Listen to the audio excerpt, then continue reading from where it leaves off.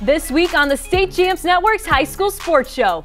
Highlights from the best games featured this week on the network from Michigan, Indiana, and Ohio. Basketball, hockey, and as always, a few surprises. We're picking them up and putting them down. State Champs, let's go.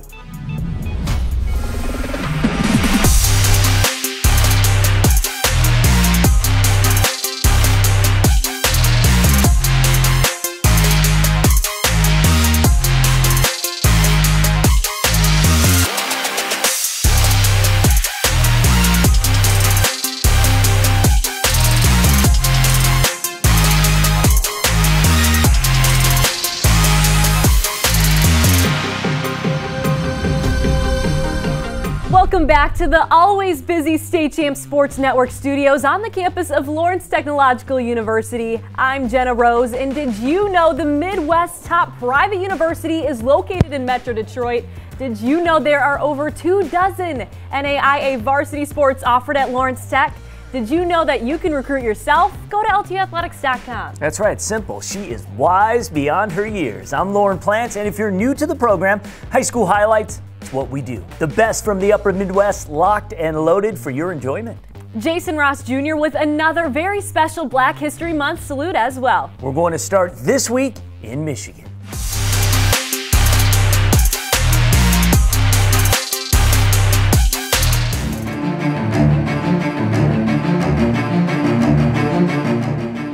I'm Ryan Slocum in Flint, where Carman Ainsworth put its 5-0 record on the line at home against one of Division III's top teams, 6-1 Beecher. The Bucks are led by a terrific guard once again. This year it's Keon Menefield, who goes behind the back and gets the teardrop to fall. Still in the first, Makai Ellison hits the pocket. He can't get it to go, but Isaiah 50 is there.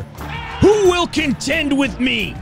Zay Jones throws it down. CA led it 13-8 after one, and they begin to take over in the second. Rashid Brown with the catch-and-shoot three. Then it's Jason Green out of the other corner for another triple. Brandon Yellow did not score, but Carman Ainsworth led it 31-20 at the break, and they continue to pour it on in the third. The servant, Isaiah 50. Therefore, I have set my face like a flint. Another putback makes it a 15-point game. My thoughts exactly. Ellison then gets in on the act with the reverse. He and Jones each scored 14. CA up 43-31 after three. But Mike Williams must have said something good underneath that mask, because the Bucks come to life in the fourth. The junior James Cummings with the huge board and putback. Mook's bucket cuts the lead to 6. Then it's Carmelo Harris showing off the handle and the no-look feed to Micah Brown, and we are tied at 47 with a $1:15 to play. They were still tied with 1.7 seconds on the clock. Menefield had 2 chances to put Beecher ahead from the free throw line, but the senior misses them both. He can't believe it, and they go to overtime tied at 47. They would play into a second OT, tied at 63, 5 seconds to go. Harris to put Beecher ahead. It's no good, but Menefield comes up with the steal. The layup is blocked. But that's a goaltend, so the bucket is good. Beecher up 2 with 1.5 seconds to go. Menefield scored 27. So CA has to go the length of the court, and they draw up a doozy. It's Ellison for the win. No. Bucktown wins a thriller, handing Carman Ainsworth its first loss of the season, 65-63. in double OT. Man, I missed them free throws, man. I was just like, Coach Mike always tells us you got to focus. When we at practice, you got to, no talking with your free throws. But the past couple days, we've been playing around. He told us we got to come prepared, but we've been playing around. So I see what he was talking about. We know that they want to beat us as bad as we want to beat them. And like I told them, I said it's starting to get warm out. The girls is going to be outside and people going to be going to the mall. I said you don't want to get talked about all year long. For them to come back the way that they did, they showed the resilience of a team that has the potential to contend for a state title. I don't think we're there yet.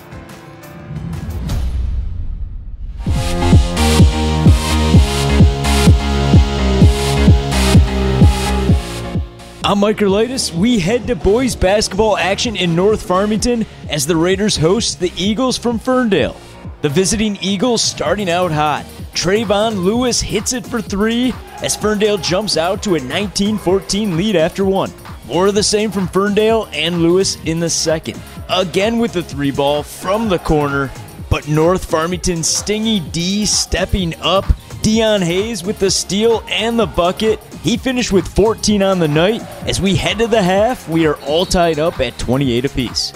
In the third, Ferndale would regain the lead and get back on track. As Caleb Renfro sinks it from deep, Eagles up 45-40 after three. North Farmington not letting this one get away from them. Check out Justin Ross driving to the basket for the hoop and the harm. The Eagles would rebuttal in the form of Jason Drake. He gets it to go off the fast break, 2 of his 19, as Ferndale holds their lead at 5 points. Last chance for the Raiders, down 5 with 10 seconds left. They go for the quick lay-in, but Jack Kennedy comes up huge with the big block to end this one, as Ferndale holds on, beating North Farmington 60-55, giving them first place status in the OAA Red standings.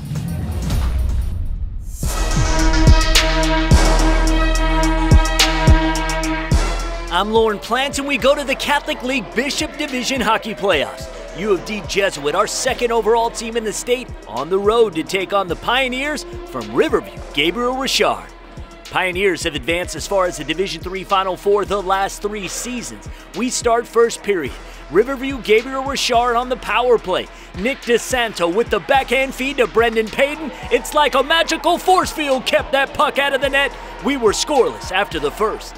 U of D led by our Warrior Hockey Player of the Year candidate Max Marquette. Second period action. His shot swallowed up by the freshman netminder Ryan Rainey. The Pioneers with a golden chance late in the second. Brody Kirkpatrick sails the shot, and it remained a scoreless affair. Pick it up with just over 2 minutes to go in the third. Cubs with the man advantage. Just a sea of bodies in front of the cage. The rubber can't get through. Richard able to clear the puck. To overtime we go. For the Catholic League playoffs, they go 4-on-4 in OT. Jesuit with the good chance 3 minutes in. The senior Xavier Valère with a nice move, but Rainey with the denial. But moments later, Marquette shows you why he's in Player of the Year contention, wins the face-off, slips by another, and boom! Ball game! U of D Jesuit advances in the Catholic League playoffs, 1-0, your final score.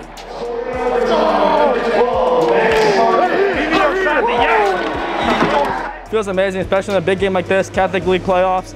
Feels great, tight game, his battle down to the wire. Felt amazing to score that one.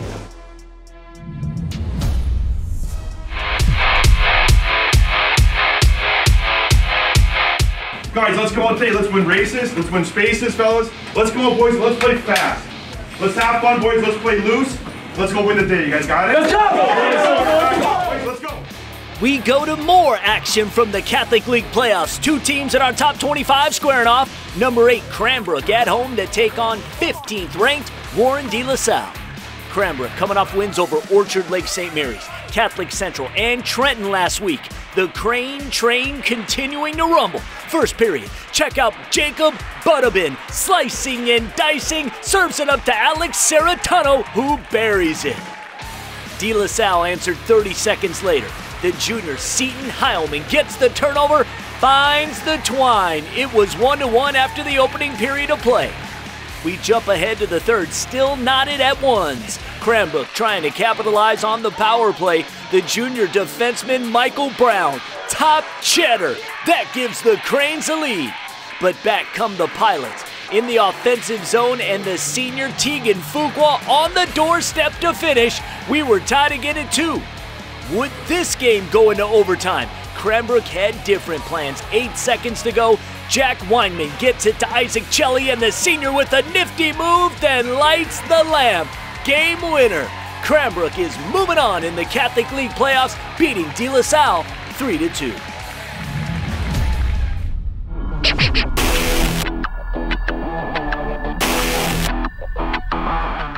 I'm Ryan Slocum in Bay City for a battle of unbeatens. Frankenmuth visiting John Glenn. The Bobcats were rolling in the second quarter. Maddie Russell finds Kara McCrum in the paint. She puts it off the window and in. John Glenn was up 8 at that point and led it 21-16 at the half. They go right back to work in the third. Cameron McKenzie on the wing for 3. The junior puts the Cats up 9. But then Muth comes to life. Zoe Purcell's in transition. Off the high glass for the bucket and the foul. That caps a 7-0 run to cut the lead to 2. John Glenn comes right back at him. Final seconds of the third. Abby Tarrant and 1. The senior had 17 points and 20 boards. The Cats led it 33-27 after 3. But the Eagles take over early in the fourth. Elenia Solier triples from the corner. That puts Muth up 2. They go up by 4. But back come the Cats. Final minute. The senior Carly McCrum from downtown. John Glenn on top 46-43. The Cats had a chance to ice it, but the freebie is no good. So here comes Muth with 15 seconds to play. Mia McLaughlin, clutch. The freshman triples to send the game to overtime, tied at 46. They play into a second OT where Purcell's picks off the pass and finds the freshman who seals the deal. McLaughlin scored 14 with 12 boards as Frankenmuth improves to 6-0, hanging on to hand Bay City John Glenn its first loss in double overtime, 53-50. All season long, we've been preaching defense wins us games, and we had a lapse that first half especially. And so going in the locker room, that's what we focused on, was defense, defense, defense. Like the basic defense wins you championships, and that's what helped us at the end. And the girls, I mean, they just competed. You know, a freshman comes up and hits a 3 there to end the regulation. I mean, she's not afraid of the spotlight, so it's certainly good to win on the road and stay atop the TVCs, but I give credit to our team for persevering and coming through. Time now to take a look inside Lawrence Technological University Athletics. LTU is starting up a women's hockey program in the fall of 2021.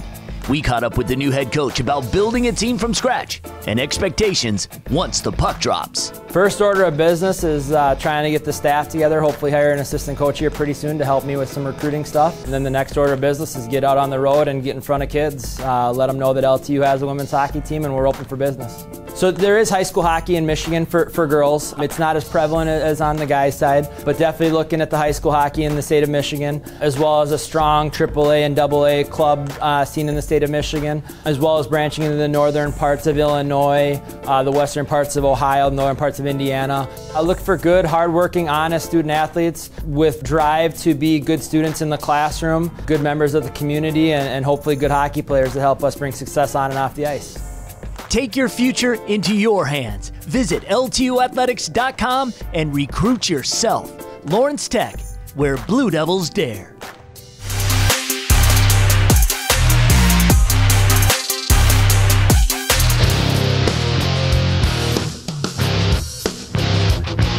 I'm Grant Pugh reporting from Terre Haute North, where the Patriots host Sullivan on senior night.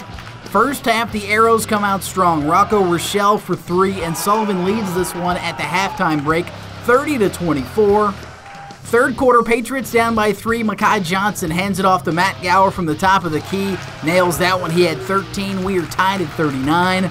Later in the frame, it's Makai Johnson finding Mark Hankins for this basket. Hankins led all North scores with 17 points. Patriots lead by 2. Fourth quarter, Arrows down by 3, but they make a run. Braden Flanagan to Jackson Hills in the post. He led Sullivan with 16 points in the game. Then it's Randy Kelly doing what Randy Kelly does. The Snake going to the hoop, makes it look easy. He finished with 13 points. Sullivan leads 52-51. Down by 1, here's North. Caden Mason finds Makai Johnson for this basket in traffic. North takes the lead 53-52, under 2 minutes to play. Arrows trying to respond. It's Braden Flanagan for 3. He is fouled, makes all 3 free throws. He finished with 12. Sullivan leads Terre Haute North 55-53. The Arrows hit all their free throws down the stretch, and they closed this one out in a big win, 59-53 the final. They are an impressive 19-2 on the season as we head towards sectional play next week.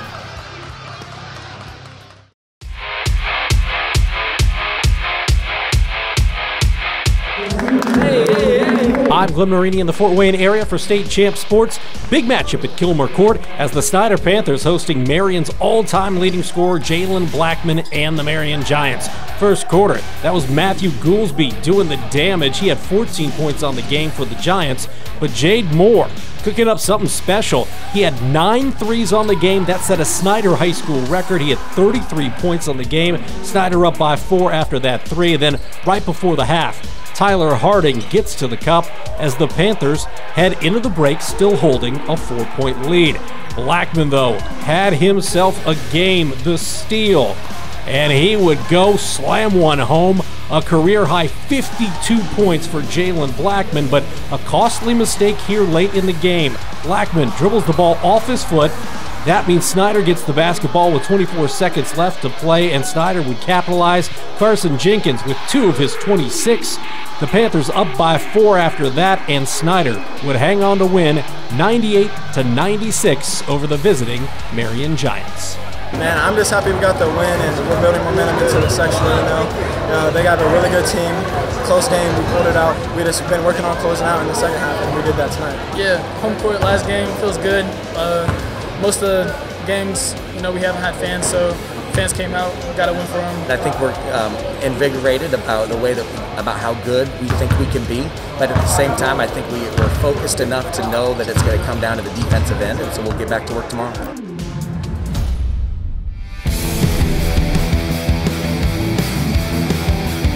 I'm Kevin Czerzinski, and we got a great boys basketball game coming to you from Acadia, Indiana, where the Hamilton Heights Huskies hosted the Harrison Raiders. The last game of the regular season, sectionals around the corner. Let's tip that ball off. First quarter action, and the Raiders getting the ball rolling. Senior Bryant Smith at the point with the ball, drives the rim and dishes to Jonah Lucas, and the junior completes the play for 2. Harrison and Fuego throughout the first. Hamilton Heights down several as the clock ticks down to the end of the quarter. Senior Gus Etchison makes the defensive play like a fly attracted to the light. Over to Luke Carroll, and the junior drains the triple try. However, Huskies down 6 at the end of the first, 15-21. Harrison starting to struggle a bit down the stretch. 2 of their 6 second quarter points scored right here off the sophomore, Ben Henderson, who completes the drive with the clean finish. The home team Huskies did not struggle in the second stanza, unlike their counterpart. Senior guard Gus Etchison planning his attack, and he keeps it outside as he lets go the long-distance shot. Nothing but net. Hamilton Heights heads into the locker room up 32-27. The Raiders made some adjustments coming back from the break. Jonah Lucas quickly releases this one from downtown, and the junior shot is good, but Harrison down 4 at the end of the third, 50-46. Harrison would keep it close in the fourth. Bryant Smith trying to open up the D, and he feeds it over to fellow senior Max Jacobson, who finishes strong at the net to pull the Raiders within 2. But this night belonged to the home team Huskies, and they made sure this crowd goes home happy with the last game of the regular season. More from the senior Gus Etchison. Seems like this kid can do anything with the ball, and he just wants to win. Hamilton Heights comes out on top over Harrison. 65-62, your final score. Did you record an unbelievable touchdown, a game-winning goal, or just a proud parent moment? Then we want your clip. Upload your video to the brand new State Champs Network app so we can feature it on one of our shows and give your player, team, and school the recognition they deserve. All it takes is just a few easy clicks, and every clip that is submitted will automatically be eligible for prizes. Download the State Champs Network app today for iPhone and Android devices.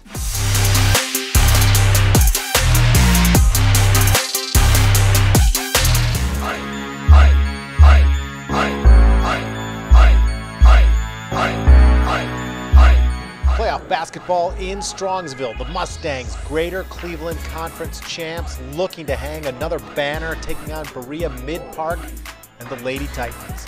I'm Jeff Heisner reporting. Mackenzie Schultz inside to Taylor Bass, 2 of her 15 points. Strongsville gets out to a 17-0 lead, and they don't let up. Check out this hustle. Reagan Bass, the save to Ava Kadras, 21-3 start for the Mustangs. Some good hustle on the other end here. Lauren Yee pushing it, gets the basket and the foul for the Lady Titans. But Strongsville, the ball movement's so good today, keeping the defense off balance all game. Sarah Robertson to Taylor Bass for the three. Strongsville up 41-18 at the break. Second half, Schultz to Robertson. The younger Bass, another three. Not a lot of answers for Titans coach Brittany McNamara. Great steal by Kadras here. Leads to Shelby Salih. Sweet pass to the school's all-time leading scorer, Reagan Bass. Easy two for Bass. Bass is off to Akron in the fall to play for the Zips. She leads the way with 19 points. Strongsville looking like a team on a mission. They win it 72-38. Head coach Dawn Thal and Reagan Bass just happy to be moving on. I was really proud of them. They kept their heads right, and we had a really good practice yesterday, so I'm glad that they got the W after working so hard. We're so excited to move on as a program, as a team. I mean, we're trying to get back. We went to regional finals my freshman year, so we're trying to go all the way.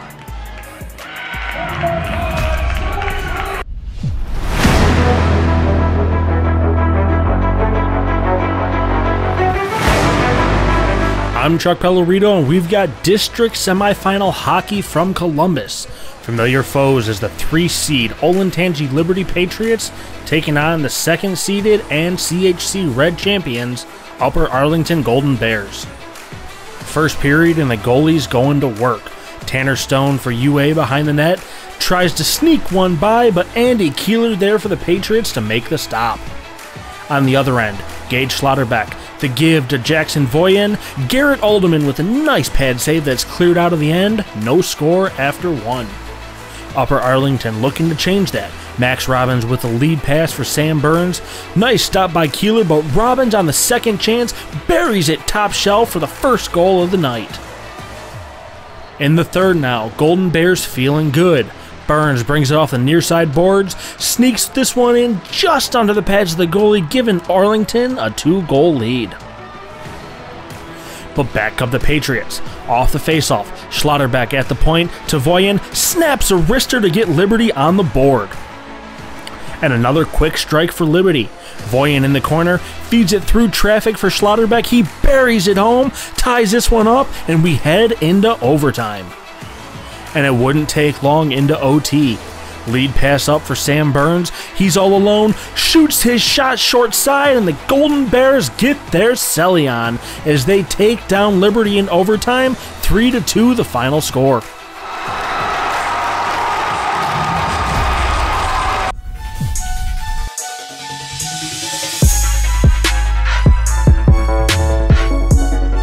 I'm Chuck Pellerito, and we've got some Division I boys playoff action from Columbus. The 24th seed Canal Winchester Indians on the road to take on the 18th seed Northland Vikings. Both had early exits last year, looking to change that this year. First quarter, and it's the defense for the Vikings getting it started. Tabri Beecham jumping the pass, bringing it down. The dish for Robert Dorsey. He'll drive and get the tough runner to fall. And Beecham doing it again. Jumps it and picks off another pass deep in the Indians' end. A great dish in the paint from Mikhail Macy and a finger roll finish off glass. Northland leads after the first, 24-11. Indians defense wakes up in the second. Ball is poked free and picked up by Stefan Bird. Quick pass up for Anthony Milner and a nice finish at the rack. Starting to get some action from deep. Dorsey drawing in the defense and the kick out to Shamir Watson from the elbow. He drains the triple try. Indians drawing closer as the half comes to an end. Kavion Poindexter gets the steal and brings it down, finishes himself, and the Indians were within 3 going into the break. And Beecham back at it in the third. His layup attempt rims out. Board picked up by Winchester, but Beecham right there to steal it back. Brings it out and dishes over to Macy. Loses it, saves it, kicks out for Watson, who nails the 3-ball, forcing an early Indians timeout. Then Milner pulling down a board, passes up for Andrew Miles, who's not able to get the lay-in to fall, but Milner right there for the putback. Quickly gets back on D, pokes the ball away in a finger roll finish on the breakaway, but they still trailed by 5 after the third. And Northland caught fire in the fourth. Stephen Ravish setting up the play, drives, kicks to the baseline for Watson, splashing another triple, and Northland advances on, winning 78-69. They play the 1 seed Gahanna Lincoln on Wednesday.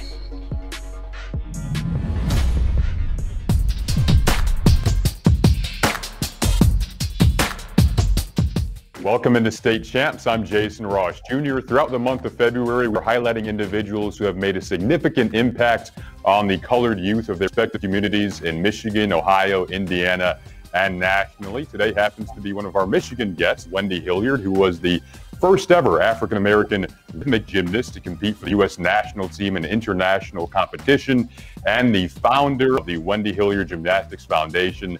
Wendy, how's it going today? Thank you for having me. Wendy, I'd like to start off by touching on something that I mentioned in the open there. You were the first African-American rhythmic gymnast to compete internationally for the U.S. national team. When you first heard that, to take you back a bit, when you first heard that title, what did that mean to you? Well, you know, first you have to make the national team. And just like all athletes, you're very excited after all of your hard work to be selected. So that's the first thing that happens. I think when I found out I was the first Black, which, you know, you're not thinking about that while you're doing it. You're just trying to do what you have to do, which for me, which is making the national team. But, you know, I was very honored. I think it was a big milestone because there's so few Blacks in gymnastics at that time. So I was honored. And Wendy, to touch on your foundation, the Wendy Hilliard Gymnastics Foundation, if you could further delve into the mission that was in your mind when you founded the organization back in 1996. Well, the mission's really always been the same. It's basically for us to empower the lives of young people, both, you know, physically and through emotional health, using the sport of gymnastics. Because by the time I decided to start my foundation, I had already been, you know, an athlete and then a coach, and I coached an Olympian. But I really missed the grassroots. And when I developed it, it was really thinking about my grassroots in Detroit, that I did my gymnastics from the recreation center. And I saw what kind of impact that had on my life, so I assumed it could have the same impact on others. So the mission's been the same. It's just really to provide free and low-cost gymnastics to youth that want to take the sport. And Wendy, that's Dauphin, New York. In 2016, you expanded to Detroit, which is where you're from. What was the, I guess, motivation to expand from New York to Detroit? It was a few things. So they have a program in Detroit called Detroit Homecoming, where for the last really 5 or 6 years, they've been inviting, they call us expats, people that grew up in Detroit or Michigan and went other places to be successful. And they wanted to bring that talent back to the city. So I was attending these events once a year, and I noticed that people were doing a lot of different projects, but they weren't really affecting the youth. I thought, you know, it was definitely helping the city and maybe big, you know, development programs or things like that. But I'm like, well, what about the kids that are here? So that's really what inspired me. And then, you know, I have my teammates that were there. So, you know, Karen Lyon, who's Glover actually now. She's been married for a long time. I just had kind of the resources because my teammates, many of them were still in Detroit. And so I knew that we could recreate what we did there. And it just took a little work, but it was really exciting. Also, I did it at the Olympic year. So I knew that Simone Biles was about to blow everybody away. So I'm like, let me get some gymnastics ready for all these young girls who are going to be inspired by her. And Wendy, back in the day, you competed in multiple world championships. You noted that you didn't see many people of color when you were competing, but now we do have Simone Biles and Gabby Douglas who have made waves in recent Olympics. How does the sport continue to grow from a gender diversity perspective? Well, you know, it's interesting. So we've had these great champions, and, you know, Gabby Douglas really broke the barrier, being the Olympic champion, the first Black, which was, you know, just amazing, but also her longevity, because she then made the 2016 team. She was like the second in the world in 2015, and then 2016, Simone won the gold. So it's a little bit misleading, though, if you think the whole sport has grown a lot. There's no doubt there are many more Blacks doing gymnastics, but the reality of it is that gymnastics is a very expensive sport, and it tends to be located in the suburbs. So, it's just not as accessible to most minorities as I think it should be. It's a foundational sport, but so on the grassroots level, there's still ways to go, and that's really just letting people be able to experience gymnastics, and that without having such a cost and a dedication to, getting your kid gymnastics. So, yeah, on the top end, it's been pretty amazing. And there are, of course, Blacks and people of color that have money and can afford to do that gymnastics, which is wonderful. But it's still an uphill battle into making it accessible to all young people. Thank you so much for your insight today, Wendy. We really appreciate having you on, delving into your story and how the sport of gymnastics can continue to grow. I'm Jason Ross Jr. of State Champs. That's all the time we have this week, but remember, we produced a ton more content in Michigan, Indiana, and Ohio that you did not see here. Watch it all on the State Champs Network YouTube page or by checking in on social media, Facebook, Twitter, Instagram. It's all there. And please, if you haven't already, download the free State Champs Network app on Google Play, the Apple Store, Amazon's Fire Stick, or on Roku. Have a great week. State Champs High School Sports Show is proudly presented by Lawrence Technological University, where Blue Devils dare.